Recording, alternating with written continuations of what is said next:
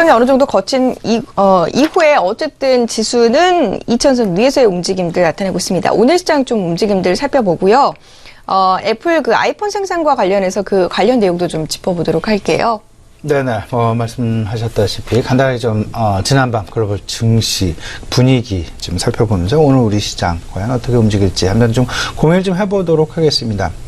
일단 미국 증시 혼조 양상, 유로존은 약보합 상황. 결국은 지금 현재 시장, FOMC의 금리, 암만 시장 내에서 FOMC에서 금리 인상 100% 기정사실화로 여겨지고 있다 해도 여전히 눈치 보기 양상, 관망 양상 나타나고 있다라고 보셔야 될 것 같습니다. 시장. 근데 이제 그 변화되는 부분의 중심점의 변화 부분 두 가지가 분명히 존재합니다. 첫 번째는 주요국들의 경기 부양 정책 자체가 과거 통화 중심 정책에서 재정 정책 중심으로 변하고 있다는 건 한 가지. 그리고 두 번째, 지금 현재 신흥국 증시와 선진국 증시 간의 디커플링 양상이 과연 언제까지 지속될 것이냐의 여부. 이 두 가지가 결국은 시장 사이에 있는 어떤 그 가장 중요한 핵심 축의 변화 부분이다라고 보셔야 될 것 같은데. 첫 번째, 재정정책 중심으로 시장 바뀌어가고 있다라는 것. 그 이야기는 이제는 통화정책 입장에서 생각을 해본다라면 더 이상 금리 인하의 가능성은 없고 오히려 금리 인상의 가능성만 존재할 뿐이다. 다만 금리 인상의 속도 그리고 그 간격은 과연 어느 정도로 갈 것이냐가 이제부터는 시장의 관심사로 변했다라는 것. 오히려 통화정책은 다소간 조금 좀 뒤로 밀려가는 그런 모습. 하지만 재정정책이 조금 더 앞서서 가는 그런 모습들 나타나면서 시장 내 오히려 과거 통화정책 중심의 경기부양책에서 경험하지 못했었던 그런 인플레이션이 지금 현재 상당히 빠른 속도로 우리한테 다가오고 있다라는 것. 이 부분을 꼭 좀 주지하고 계셔야 될 것 같습니다.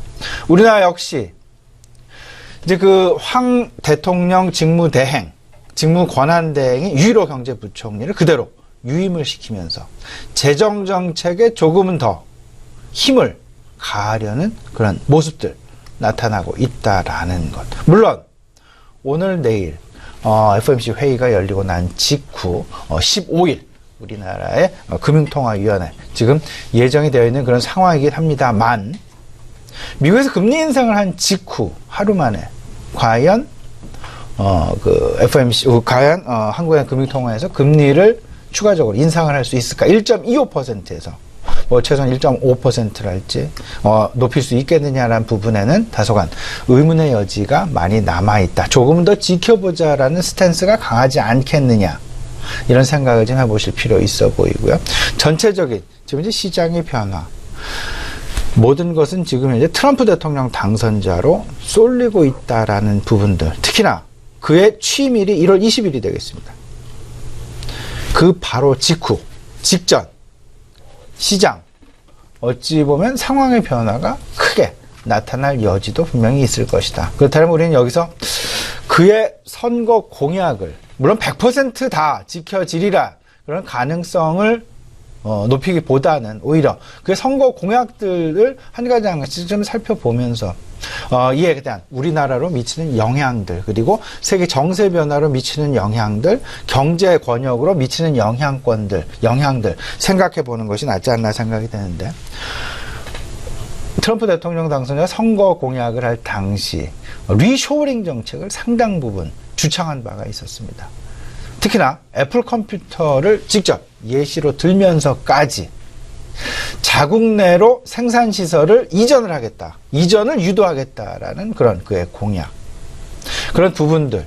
그리고 이 이유, 배경 살펴보게 된다라면 일단은 정부는 재정정책 중심으로 시장 활성화를 유도를 하고 또 한편으로는 소비 증대를 일으켜야 될 텐데 소비 증대의 구심점에는 가장 근원적으로는 고용이 확대되어야만 한다. 그 고용의 확대는 결국은 생산시설의 확충이다.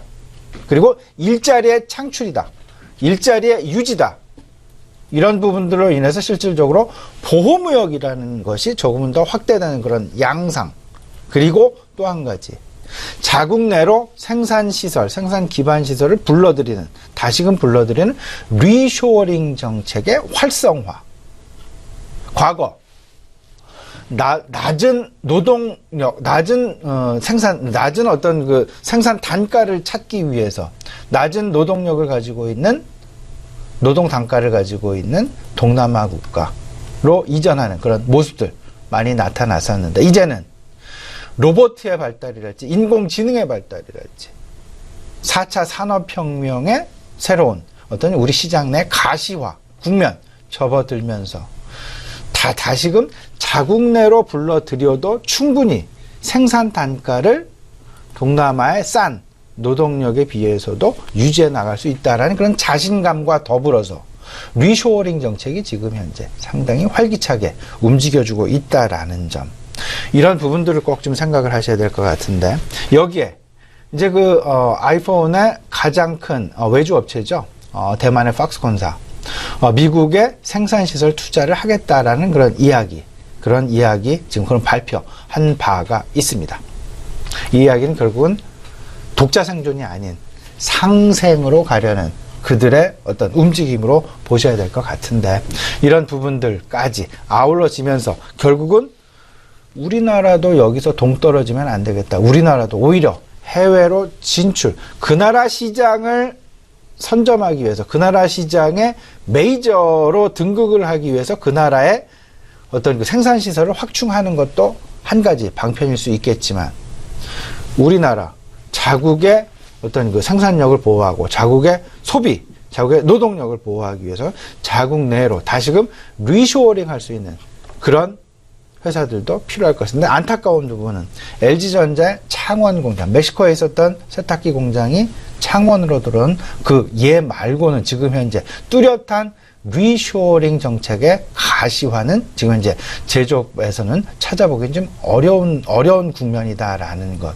오히려 정부의 다양한 인센티브가 지금 현재 필요한 국면이다라는 그런 생각이 좀 많이 들고요. 오히려 해외에 있는 기업들 우리나라로 불러들이면서 우리나라의 어떤 그 노동 그리고 전반적인 고용을 확대하는 가뜩이나 구조조정 때문에 어려운 그런 상황들 속에서 고용이 그 어느 때보다도 절실한 그런 우리나라 경제 상황이다라는 것 멀리서 찾지 말고 미국의 지금 현재 시도하고 있는 진행하고 있는 확대하고 있는 리쇼어링 정책 우리도 하루 빨리 좀 받아들여야 하지 않을까 생각이 됩니다. 네. 자, 그리고 우리가 매년 이쯤 되면 이야기하는 거 바로 내년 증시와 관련된 이야기를 합니다. 최근에 뉴스를 보니까 내년 증시 키워드가 4차 산업혁명이 꼽혔더라고요. 이와 관련해서 좀 우리가